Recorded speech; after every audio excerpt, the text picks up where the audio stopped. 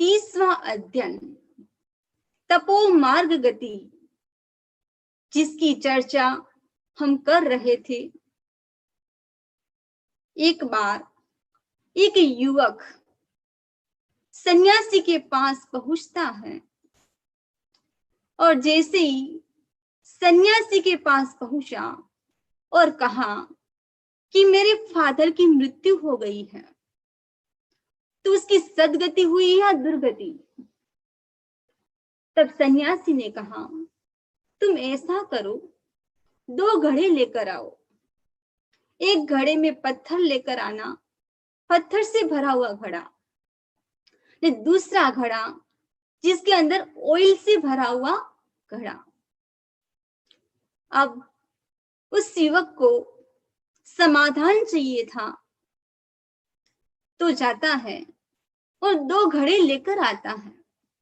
एक घड़ा था जो पत्थर से भरा हुआ था, जो दूसरा घड़ा था वह ऑयल से भरा हुआ था। सन्यासी ने कहा, इस 2 घड़े को तुम तालाब के अंदर खाली करके आओ।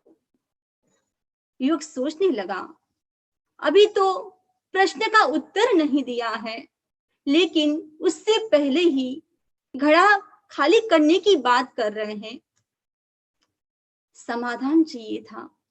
युवक जाता है तालाब के पास, ने दोनों घड़े को खाली कर दिया। तब सन्यासी ने पूछा, अब तो आपको अपने प्रश्न का उत्तर मिल गया होगा। तब युवक ने कहा, आपने उत्तर कहाँ दिया है? मुझे समाधान तो नहीं मिला। तब सन्यासी ने कहा कि क्या तुम पत्थर को पानी के ऊपर तैरा सकते हो? तब उस युवक ने कहा, ये तो छोटा सा बच्चा भी जानता है कि पत्थर पानी में नहीं तैरता है। सन्यासी ने कहा, क्या तुम ऑयल को पानी के अंदर डुबो सकते हो? युवक ने कहा, ये तो असंभव जैसी बात है। कहने का मतलब है, 2 प्रकार की आत्माएं होती हैं। एक तो भारी आत्मा, एक होती हल्की आत्मा, जो कर्मों से भारी है, एक है कर्मों से हल्की। 4 प्रकार की गति बताई गई है। जो कर्मों से भारी आत्मा है वो कहां पर जाती है? नरक गति में जाती है या फिर त्रियंच गति में जाती है? ये जो कर्मों से हल्की जो आत्मा है वो मनुष्य गति या फिर देव गति में जाती है। वैसे हम देखें, ध्यान के भी 4 प्रकार बताए गए हैं। आत्र ध्यान, धर्म ध्यान और शुक्ल ध्यान। उत्तराधन सूत्र का 30वां अध्ययन, जिसके अंतर्गत 12 प्रकार के तप के बारे में बताया गया है। 6 प्रकार के तप है और 6 प्रकार के तप आभ्यंतर तप है। 6 प्रकार के बाह्य तप अनशन, उनोदरी, भिक्षाचरी, रस परित्याग, क्लेश, प्रतिशल्यता। ये 6 प्रकार के तप बाह्य तप है। 6 प्रकार के आभ्यंतर तप प्रायश्चित, विनय, वयावृत्य, स्वाध्याय। इस प्रकार हमने के बारे में चर्चा की थी। उसके बाद नेक्स्ट आता है ध्यान। हो सकता है कि ध्यान को मन, वचन और काया की स्थिरता को ध्यान कहा जाता है। हमारा चित्त एक ही दिशा में गतिमान हो, उसको ध्यान कहा जाता है। जिसका मन एक ही आलम के ऊपर स्थिर हो जाए, उसको ध्यान कहा जाता है। आप लोग टीवी देखते हो, उसमें सीरियल देखते हो, मूवी देखते हो, तो सोचना पड़ता है कि ध्यान एकाग्र हुआ या नहीं। उसमें सोचना ही पड़ता है। जब आप बात करते हो किसी के साथ, चाहे मोबाइल में बात करो, आपके घर में कोई आ गया और बात करते हो, तब सोचना नहीं पड़ता है कि ध्यान एकाग्र हुआ या नहीं। जब पांचों इंद्रियों के अनुकूल जब ऐसा वातावरण मिल जाता है, ऐसा योग मिल जाता है, तब पता ही नहीं चलता है कि ध्यान अपने आप लग जाता है। हम देखें, अमेरिका में हर घर में एयर कंडीशन है। इस समर के समय में इतनी गर्मी है, किसी को पता भी नहीं चलता है, क्योंकि अनुकूल योग मिला हुआ है। यदि इंडिया में जाए तो पता चल जाए कि ध्यान को कैसे एकाग्र करना, उसको भी कैसे रीति सहन करता है। ध्यान, भगवान महावीर स्वामी ने भी ध्यान के 4 प्रकार बताए: आत्र ध्यान, रौद्र ध्यान, धर्म ध्यान और शुक्ल ध्यान। जैन वांग्मय के अंदर ध्यान का एक महत्वपूर्ण स्थान है। यदि व्यक्ति की बॉडी में कहीं पर भी पेन होता है, चाहे दांत में हो, चाहे शोल्डर पे हो, चाहे बैक में हो, चाहे नी पर हो, कहीं पर भी पेन होता है, यदि दर्द दूर हो जाता है, तब व्यक्ति को एकदम सुख की अनुभूति होती है, प्रसन्नता की अनुभूति होती है। वैसे बहुत प्रकार के बंधन है। यदि हाथों से बांधा जाए, पैरों को बांधा जाए, मुंह को बांधा जाए, यदि व्यक्ति एक ही बंधन से मुक्त हो जाता है, तो भी व्यक्ति को प्रसन्नता की अनुभूति होती है, आनंद की अनुभूति होती है, सुख की अनुभूति होती है। हम देखें कि हमारी आत्मा के ऊपर अनादि काल से कितने कर्म बंधे हुए हैं। उस कर्मों से मुक्त होने का एक उपाय है ध्यान। ध्यान के लिए 3 बातें बताई गई है। बेसिकली 3 चीजें होती हैं। एक होता है ध्यान, दूसरा होता है ध्याता और तीसरी बात है देह। ध्यान की जो प्रक्रिया है वो ध्यान कहलाता है। ध्याता ने जो कर रहा है वो ध्याता कहलाता है। देह, जिसका ध्यान किया जा रहा है वो देह कहलाता है। जब मन और इंद्रिय जब कंट्रोल में नहीं रहते हैं, तब कर्मों का बंधन होता है। जब मन और इंद्रिय कंट्रोल में रहते हैं, तब क्या होता है? तब ध्यान होता है।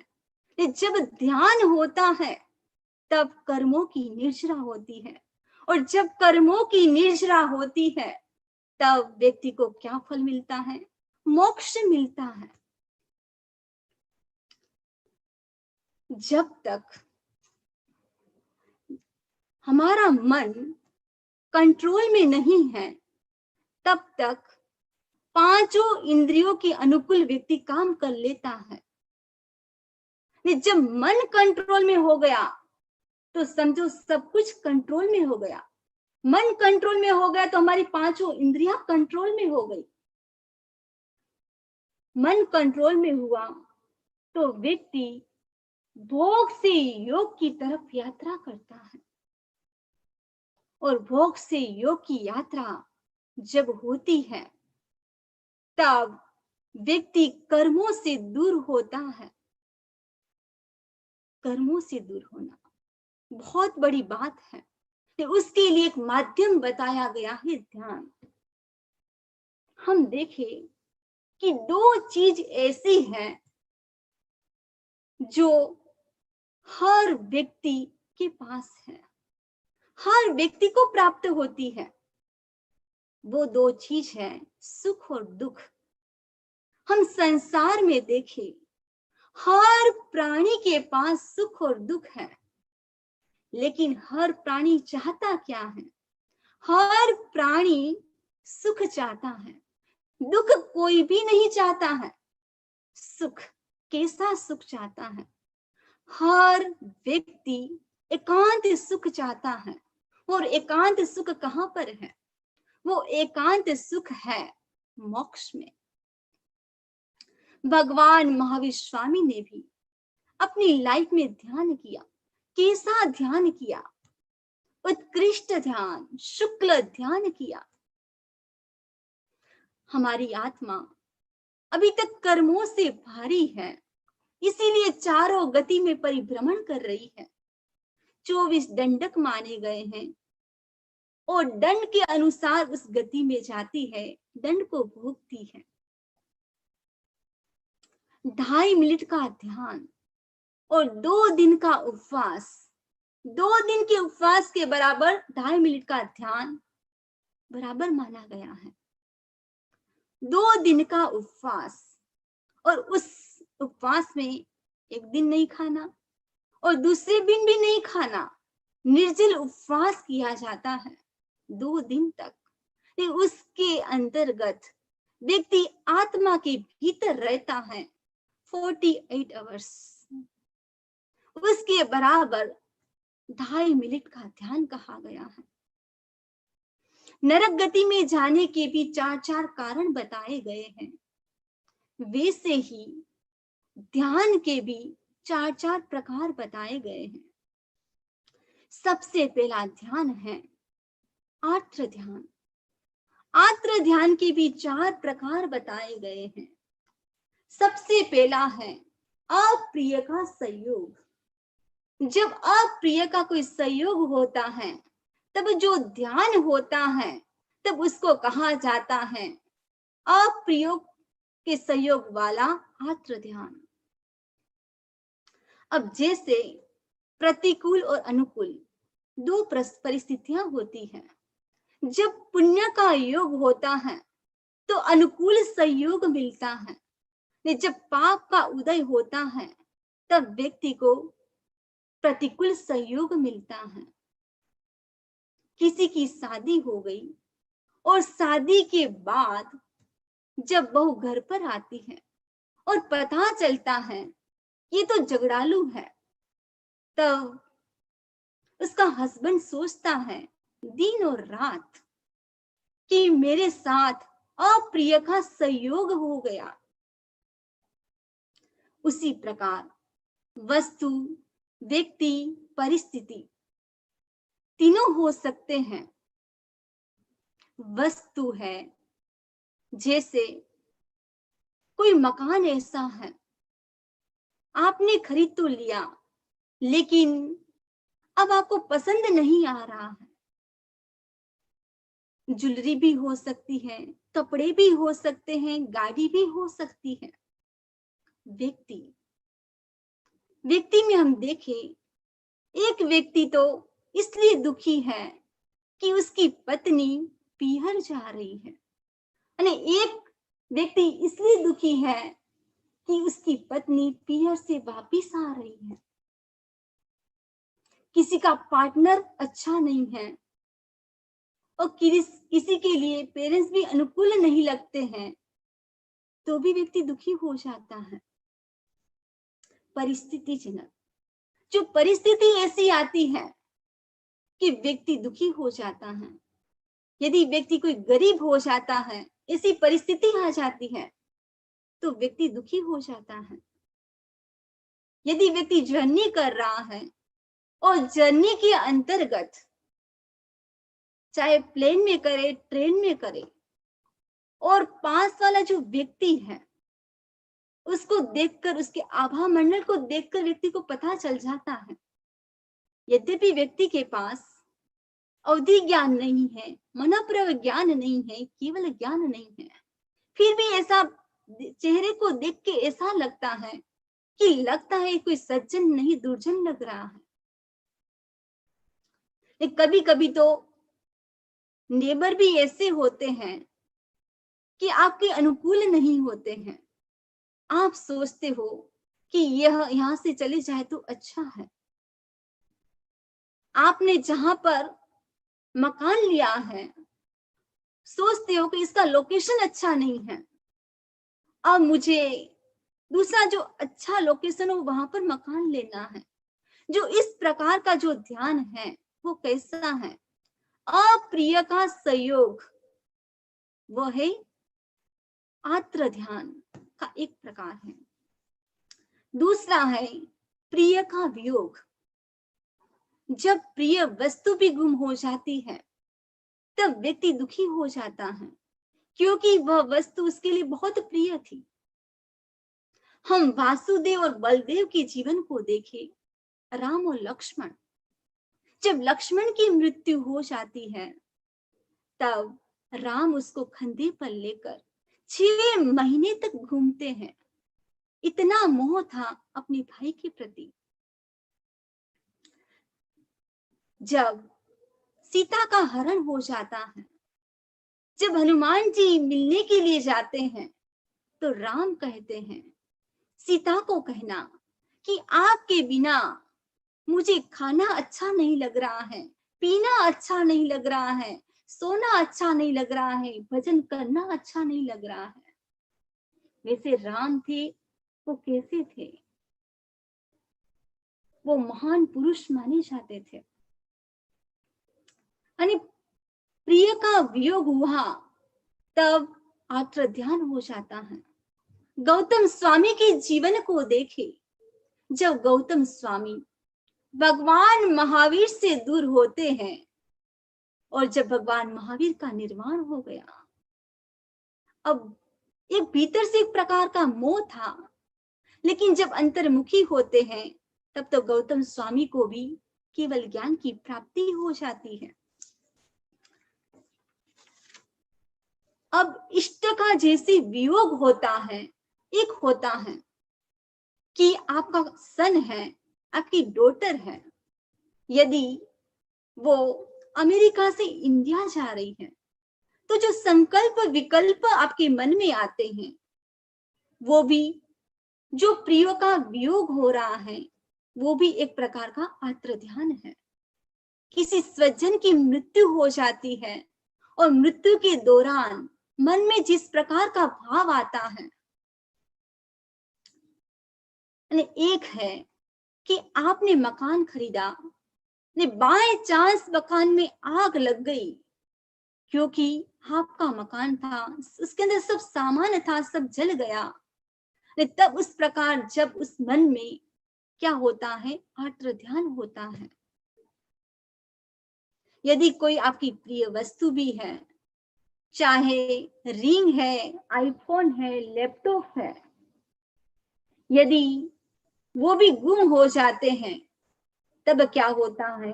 आत्र ध्यान, यानी इष्ट का वियोग हुआ। और तीसरा है वेदना जनित आत्र ध्यान। वेदना, मेरे शरीर में किसी प्रकार की बीमारी नहीं आए, बाय चांस बीमारी आ भी गई तो व्यक्ति सोचता है कि बीमारी क्यों आई, इसका क्या कारण है कि बीमारी आ गई। आयुर्वेद के अनुसार यदि बीमारी आ जाती है तो उसका एक कारण है वात, पित्त और कफ का संतुलन नहीं है। प्राकृतिक चिकित्सा के अनुसार बीमार होता है, इसका मतलब पेट अच्छे से साफ नहीं हुआ है। और जैन दर्शन के अनुसार जब कोई व्यक्ति बीमार पड़ता है तो वेदनीय कर्म, उसके 2 प्रकार है, साता वेदनीय और असाता वेदनीय। जो साता वेदनीय वो तो अच्छा है, असाता वेदनीय तो व्यक्ति सोचे कि मैंने भी किसी को दुख दिया है तो मुझे भी ये जो कर्म है उदय में आया है, तो व्यक्ति उस वेदना को व्यक्ति संभाव से सहन करे।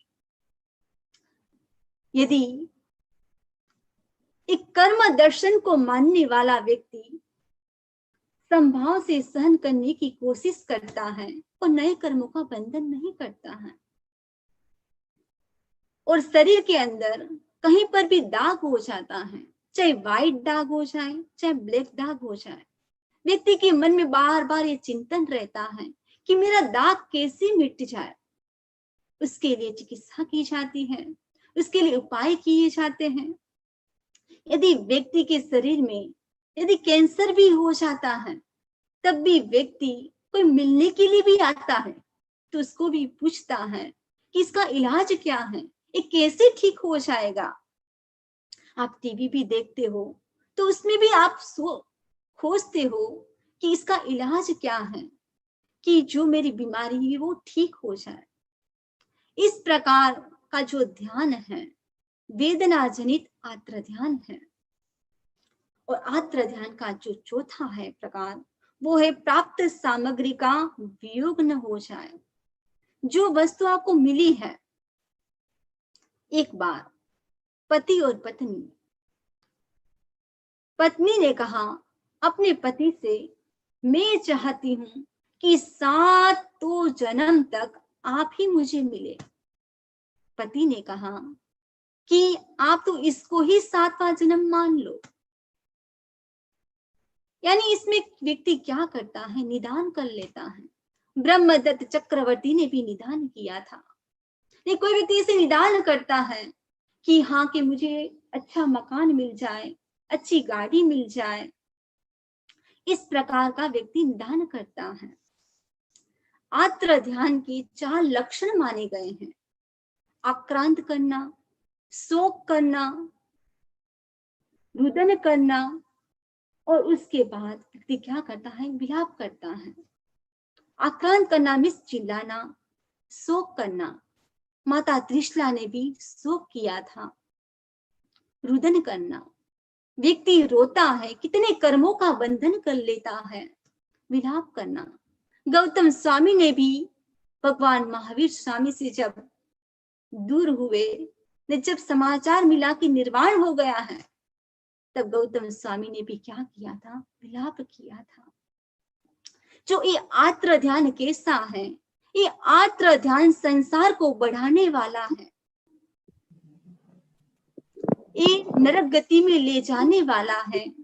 परिस्थिति हर व्यक्ति के जीवन में आती है, लेकिन व्यक्ति क्या करे, उसको संभाव से सहन करने की कोशिश करे।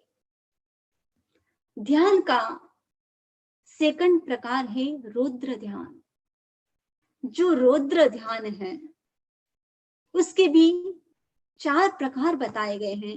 हिंसानुबंधी, मृषानुबंधी, स्त्रियानुबंधी, संरक्षणानुबंधी। हिंसानुबंधी, यदि व्यक्ति के घर में बहुत सारे कॉकरोच हो चुके हैं, व्यक्ति क्या करता है, ऐसी दवाई छिटकता है, एक साथ सब कॉकरोच मर जाते हैं, तो व्यक्ति इतना खुश होता है, इतना प्रसन्न होता है कि एक साथ सब जीव मर गए। व्यक्ति के घर के पास में वृक्ष है और वृक्ष से बहुत सारा कचरा हो रहा है, व्यक्ति उसको क्या कर देता है, काट देता है।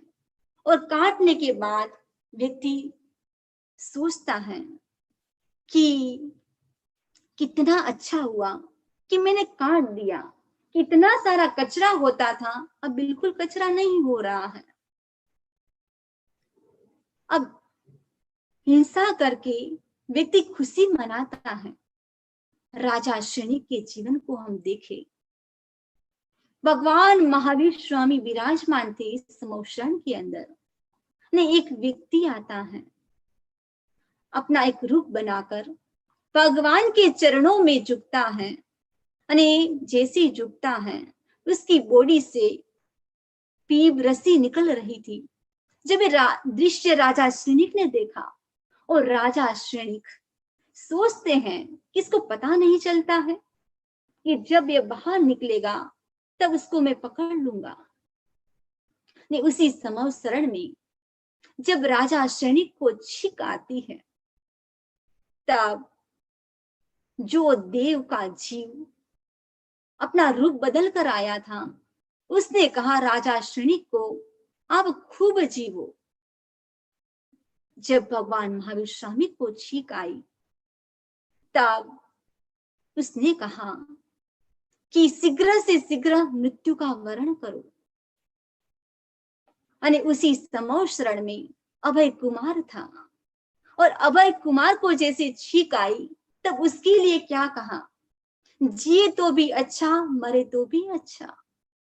और जब काल सोक्रिक उस परिस्थिति समूह शरण में उपस्थित था, उनको छींक आई, तब कहा, जिए तो भी अच्छा नहीं, मरे तो भी अच्छा नहीं।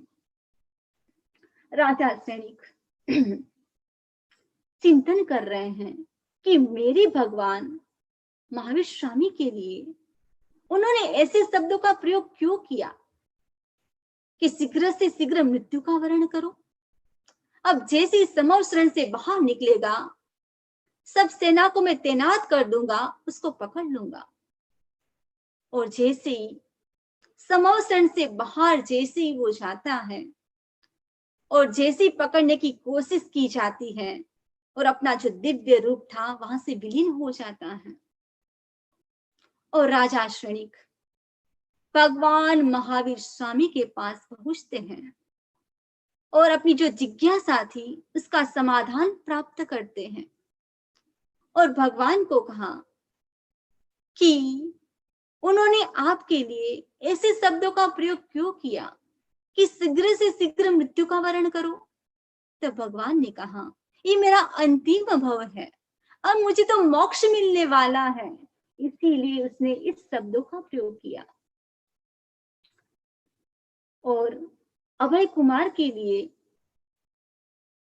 ऐसा कहा, जिए तो भी अच्छा, मरे तो भी अच्छा। तब भगवान ने कहा, अभय कुमार यहाँ पर भी अच्छा काम कर रहा है, और उसके बाद उसकी गति भी अच्छी गति है, देवलोक की गति। और काल सोकरी के लिए कहा, जिए तो भी अच्छा नहीं, मरे तो भी अच्छा नहीं। और काल सोकरी यहाँ पर भी क्या कर रहा है, हिंसा का काम कर रहा है, और उसके बाद उसकी गति भी अच्छी नहीं है। और मेरे लिए फरमाया, खूब जियो, इसका क्या कारण है। तब भगवान ने कहा कि आपको नेक्स्ट गति नरक गति मिलने वाली है। तब राजा श्रेणिक ने सोचा कि आपका श्रावक वो नरक गति में जाएगा। तब भगवान ने कहा कि आपने क्या किया है, पूर्व अवस्था में आपने जब शिकार करने के लिए गए थे और शिकार जैसे ही किया और हिरणी को मारा, हिरणी जो गर्भवती थी, और एक साथ दो जीव की हिंसा हो गई और आप खुशी मना रहे हो। ये क्या है, हिंसानुबंधी रौद्र ध्यान है। व्यक्ति मन, वचन और काया से किसी भी प्रकार से हिंसा करता है तो वह हिंसानुबंधी रौद्र ध्यान कहलाता है। मृषानुबंधी यानी झूठ बोलना, व्यक्ति झूठ बोलकर खुशी मनाता है, किसी के साथ चीट करता है, और कम पैसे में जो वस्तु खरीदी है और उसको ज्यादा पैसे में बेचकर वह व्यक्ति खुशी मनाता है। और किसी ने कुछ गलत नहीं किया है, फिर भी उसके ऊपर ऐसा कलंक लगा दिया जाता है,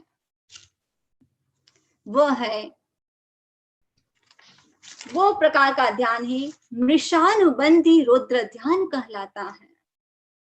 और उसके बाद स्त्यानुबंधी रौद्र ध्यान यानी चोरी करना, किसी की वस्तु पड़ी है और उसको पूछे बिना ही उसकी वस्तु को ग्रहण कर लेना, व्यक्ति ग्रहण कर लेता है, वो क्या है, स्त्यानुबंधी रौद्र ध्यान कहलाता है। किसी का अच्छा पाउच है, अच्छा फोन है, तो उसको पूछे बिना ही और उसको पता नहीं चले वैसे उठा लेना।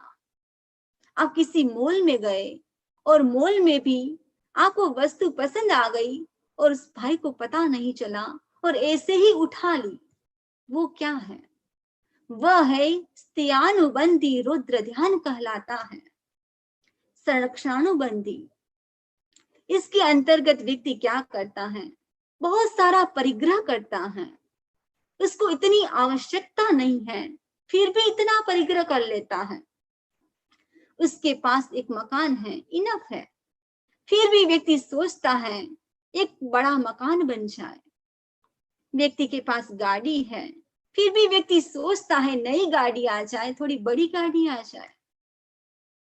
व्यक्ति के पास यदि वस्त्र भी है तो कम वस्त्र से भी काम चल सकता है, लेकिन फिर भी सोचते हैं कि 200-300 तो साड़ी कम से कम होनी ही चाहिए। ये क्या है? वो एक प्रकार का परिग्रह, हर वस्तु का परिग्रह करना। वस्तु व्यक्ति के पास है, सब कुछ है, तो जो धन है, या तो आप उसके 3 काम हैं, या तो दान करो, या भोग करो, या फिर नष्ट हो जाएगा।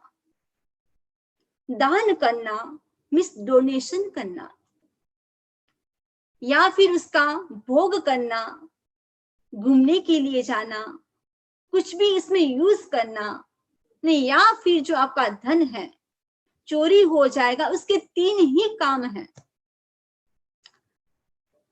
परिग्रह यानी जितनी अपेक्षा है उतना रखना, ज्यादा परिग्रह इकट्ठा नहीं करना। वो ज्यादा इकट्ठा करते हैं तो वो क्या है? संरक्षणानुबंधी रौद्र ध्यान कहलाता है। ये जो 2 प्रकार का जो ध्यान है, आत्र ध्यान और रौद्र ध्यान, उससे दूर रहने की कोशिश करनी चाहिए। और उसके बाद आता है धर्म ध्यान।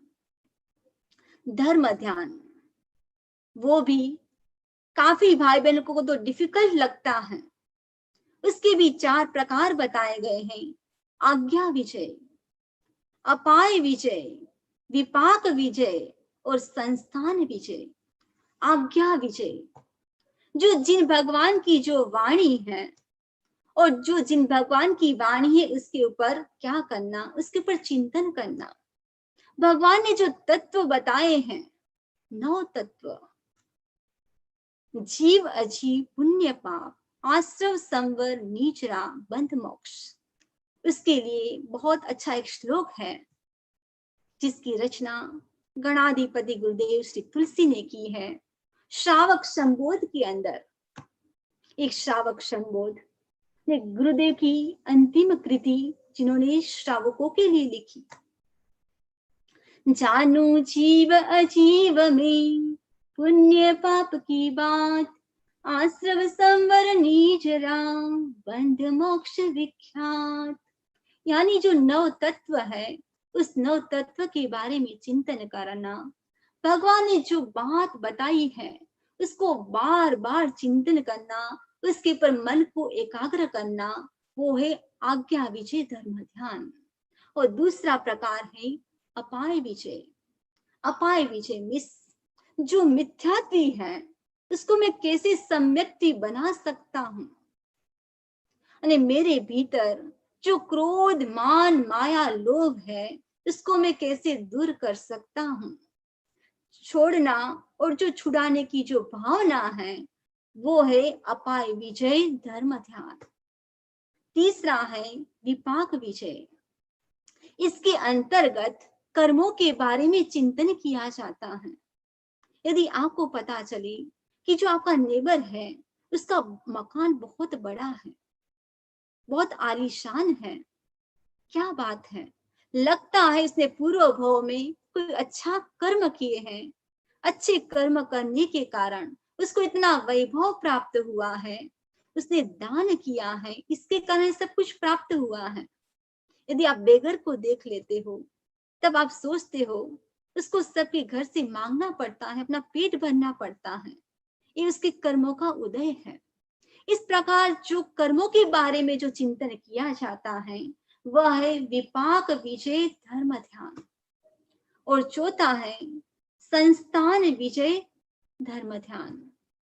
संस्थान यानी इसमें जो लोक के बारे में चिंतन किया जाता है, ये लोक कैसा है, मध्य लोक, ऊर्ध्वलोक और अधोलोक, उसकी आकृति के बारे में चिंतन किया जाता है।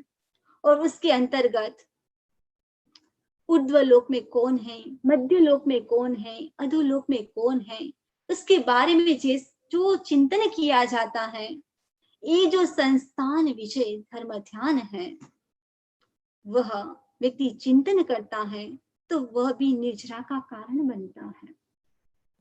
धर्म, धर्म किसको कहते हैं? आत्मशुद्धि साधनम धर्म, जो जिससे करने से आत्मा की शुद्धि होती है, उसको कहा जाता है धर्म। ये धर्म मनुष्य ही अच्छी तरह कर सकता है। जो धर्म की रक्षा करता है, धर्म उसकी भी रक्षा करता है।